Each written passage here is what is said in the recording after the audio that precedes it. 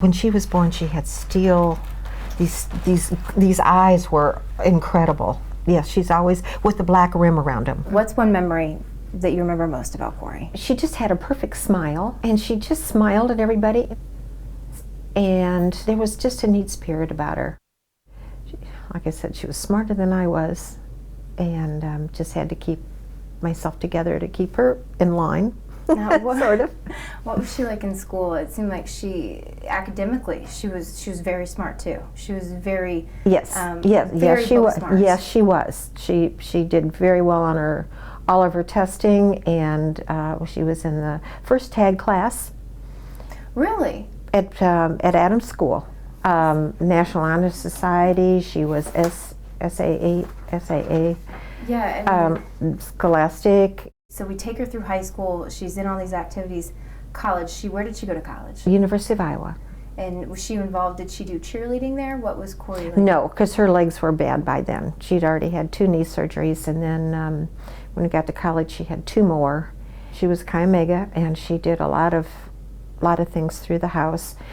And we would all, tailgate over there. We'd get a big, huge group of people and go over and watch the football game. So she was kind of on the road, because now, after high school or freshman year in college, she had a boyfriend. Mm-hmm. Who was that boy? That boy was Curtis. Curtis. And where did she meet him? She had met him prior to that. Well, they all knew each other in high school. Mm-hmm. And the group of friends all were together, and they all knew each other. So she dated him. She started dating him in college. Mm-hmm. Mm-hmm. Her freshman year. Talk about the day she came home and she told you. What did she say to you after she had met Curtis?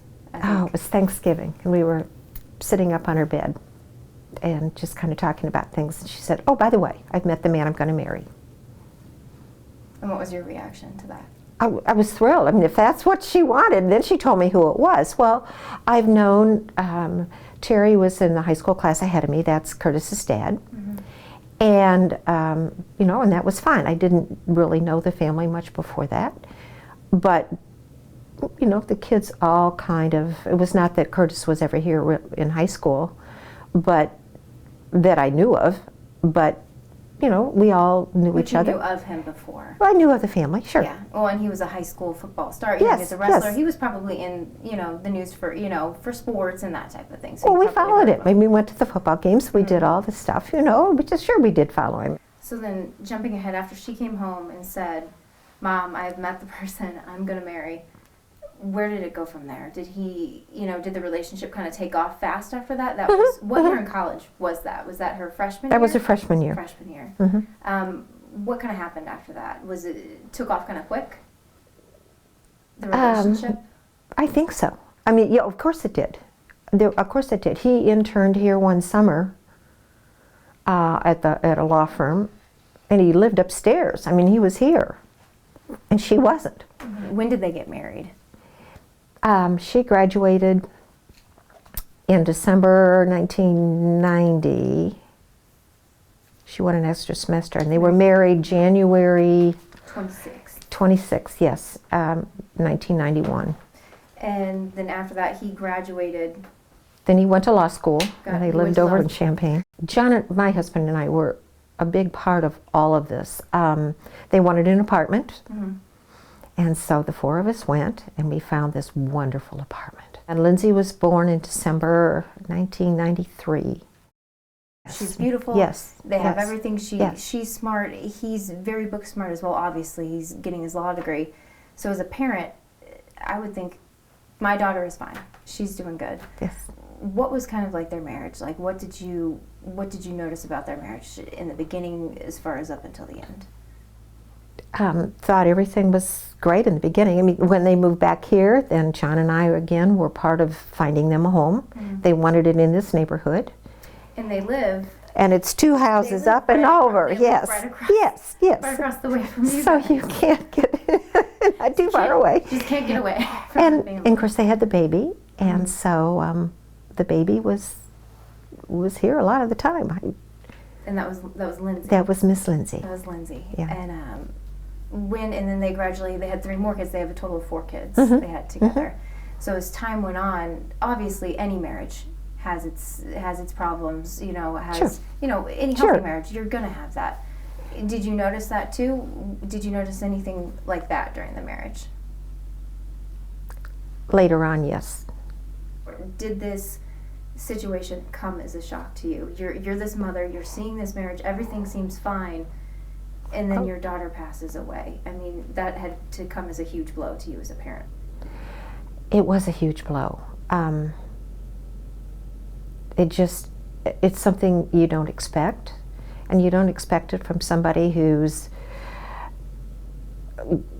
belonging to Friends and Counsel and writing papers and doing things and going to Bible study. Her dad had cancer, and she came every night at 5 o'clock. And just that was their time together for about a half an hour. Now, he passed away 3 weeks later, after Cory died. After Cory. Oh, there's so much that is not there. It's just blocked up. It's just, a lot of it is just lost. My feelings, anything that I have for a while. You lost your daughter a couple weeks later. Dealing with that, I don't even know how I would begin to rebuild from that. Curtis went to work, and he needed help with Larson, the youngest one. He was 4 and a half when Cory died. And, you know, getting him to preschool and getting him back, and then he'd stay here in the afternoon a little bit and sleep and whatever. It was fun. So there was a reason to kind of move a little bit.